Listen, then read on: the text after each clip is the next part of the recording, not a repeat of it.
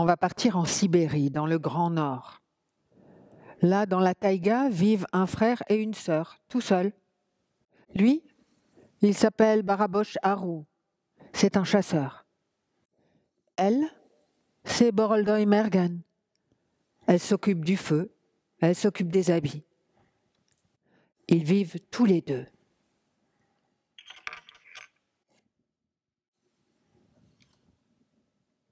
Boroldoy Mergen.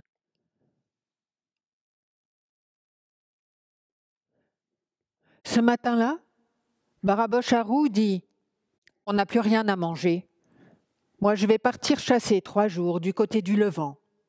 Toi, Mergen, tu restes là. Tu t'occupes du feu. Surtout, ne le laisse pas s'éteindre.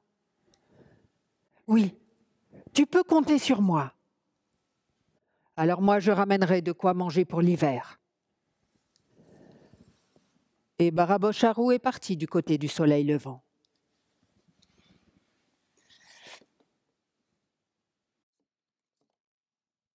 Mergen est restée à la maison.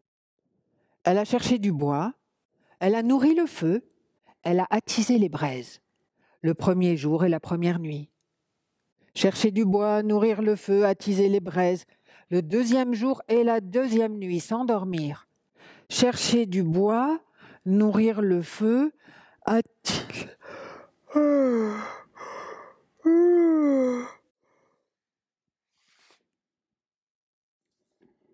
Quand elle s'est réveillée le 3e matin, le feu était éteint. Mon Dieu, mais... Et son frère allait revenir. Il fallait qu'elle trouve du feu, sinon ils allaient mourir de froid. Mais ils étaient tout seuls. Elle est sortie de la yourte. Elle a regardé tout autour d'elle. Ça sentait le pain et l'épicéa. L'air était tellement froid que ça lui piquait les joues. C'est pas crissé dans la neige, mais ça sentait... Elle sentait une odeur de fumée.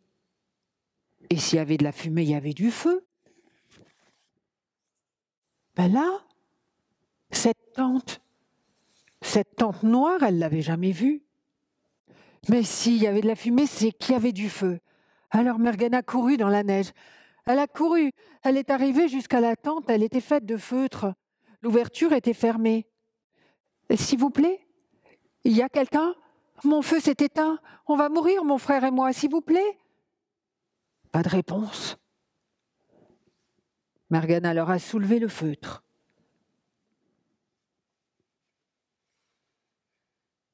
Et dedans, c'était noir.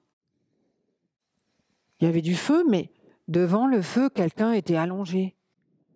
C'était quelqu'un de grand. Une femme allongée tout contre le feu. Elle était allongée sur un matelas, elle avait une drôle de couverture poilue. Mais non, c'était pas une couverture, c'était une oreille. Une de ses couvertures, c'était son oreille, et l'autre, son matelas, c'était son autre oreille. « Qu'est-ce que tu veux, petite ? » ?»« Madame, mon feu s'est éteint. Est-ce que vous pourriez m'en donner, s'il vous plaît ? » ?»« Mais oui, sers-toi, petite. » Mais la femme ne s'est même pas poussée. Alors Mergen s'est faufilée entre la femme et le feu.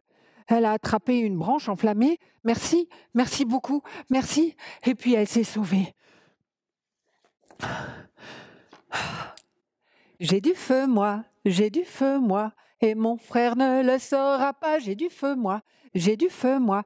Et mon frère ne le saura pas, j'ai du feu, moi. J'ai du feu, moi. Cours, cours, petite fille, tu ne m'échapperas pas. Cours, cours, petite fille, tu ne m'échapperas pas. Cours, cours, petite fille. » Mergen est rentrée à sa yourte. Elle a rallumé son feu. Ça faisait du bien. Elle s'est réchauffé le bout du nez.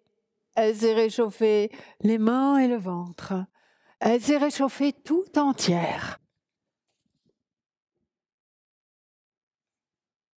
C'était quoi ce fil rouge ? Puis il était bien attaché en plus. 4 nœuds l'un sur l'autre.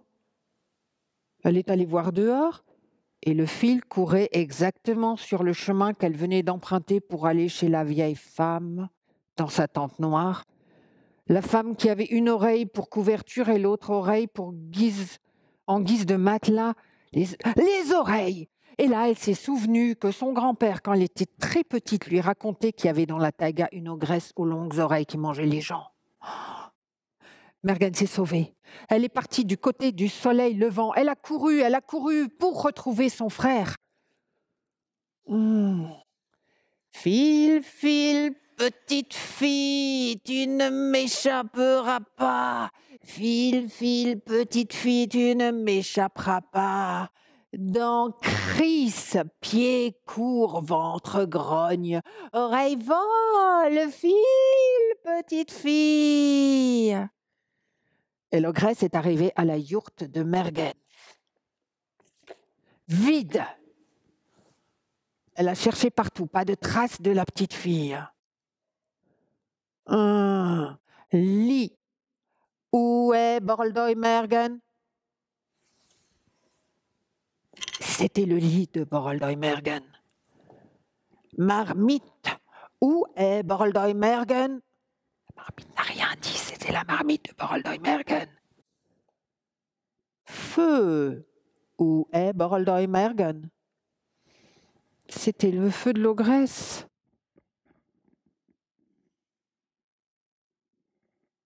Alors l'ogresse a couru. File, file, petite fille, tu ne m'échapperas pas. File, file, petite fille, tu ne m'échapperas pas. Et Mergen courait. Elle a aperçu au loin son frère, elle l'a appelé. « S'il te plaît, l'ogresse est après moi, s'il te plaît, sauve-moi !»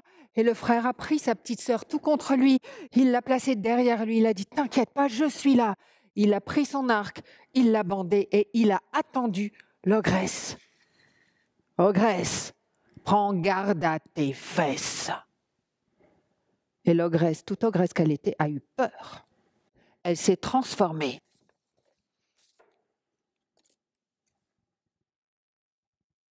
en cheval, mais un cheval aux longues oreilles. Hé, ogresse, prends garde à tes fesses. Et l'ogresse, cheval aux longues oreilles, a eu peur. Elle s'est transformée en souris, une souris aux longues oreilles. Hi, ogresse, prends garde à tes fesses. Et la petite souris a eu peur. Elle s'est transformée en un animal aux longues oreilles, un animal qui a toujours des longues oreilles, un animal qui peut se cacher parmi ses congénères aux longues oreilles, un lièvre. Et le lièvre a sauté. Il est allé se cacher vers les autres lièvres, mais trop tard. Le frère a décoché la flèche.